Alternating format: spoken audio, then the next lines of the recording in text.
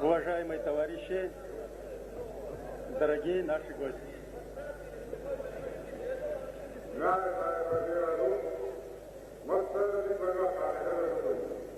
Я искренне поздравляю вас и себя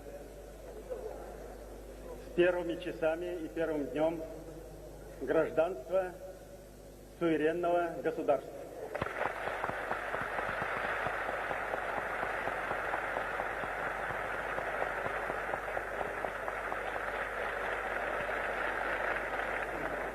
Декларация принята, и я при полном убеждении, что если даже у кого-то появится мысль противиться этому, то это будет потенциальный противник нашего народа.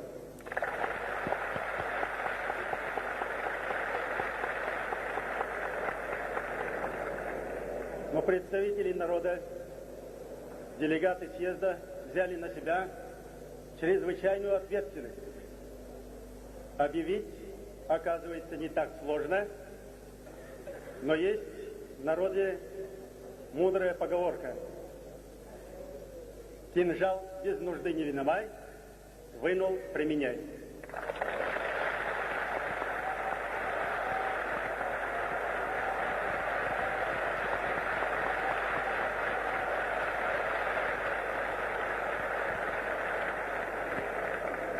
Кинжал обнажен.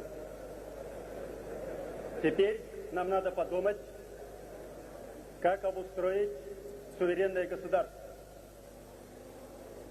Это чрезвычайно ответственный и сложный процесс.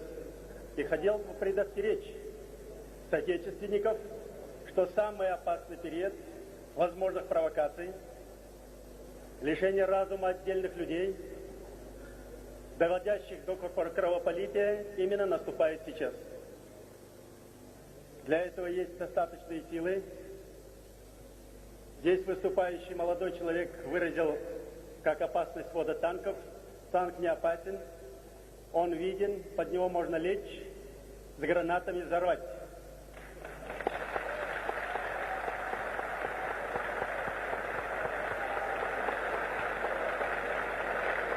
Есть силы поопаснее всех танков, самолетов и любого оружия. Семиэтажные здания, которые стоят на следующей улице, если даже в каждом кабинете из них сидит один человек, можно себе представить, какие силы для этой республики. Ни в одной союзной республике нет такого потенциала, даже по зданию, наверное, еще и вниз, в земле пару этажей.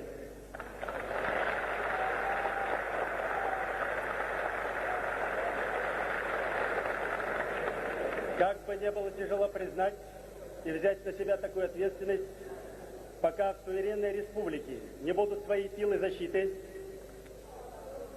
выраженные в безопасности республики, в Министерстве внутренних дел, выраженные в мобилизационной готовности, создание собственных формирований, суверенной республики на нынешнем этапе не быть.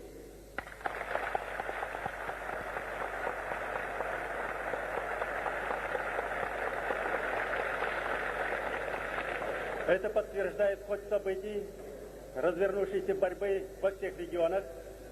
И, как здесь было сказано, теперь надо действовать и помощи извне не ждать.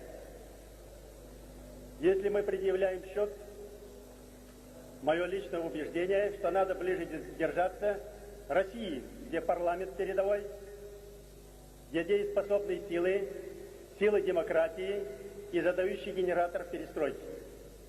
Союзному ведомству предъявить все счета, о которых мы говорим, по ущербу, который понес наш малый, бедный народ на этой земле.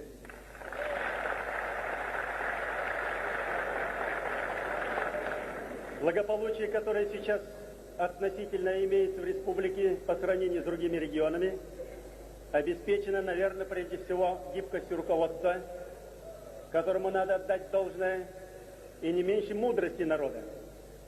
Красивая земля, один из самых благодатных уголков, всегда природа рождает красивых людей душой, телом, духом, волей, характером, всеми природными положительными качествами.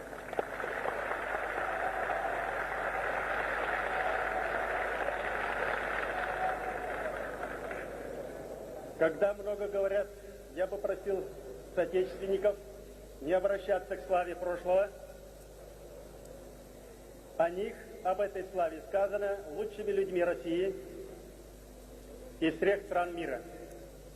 Когда мы сами об этом много говорим, это значит, духовный потенциал нынешнего поколения иссяк.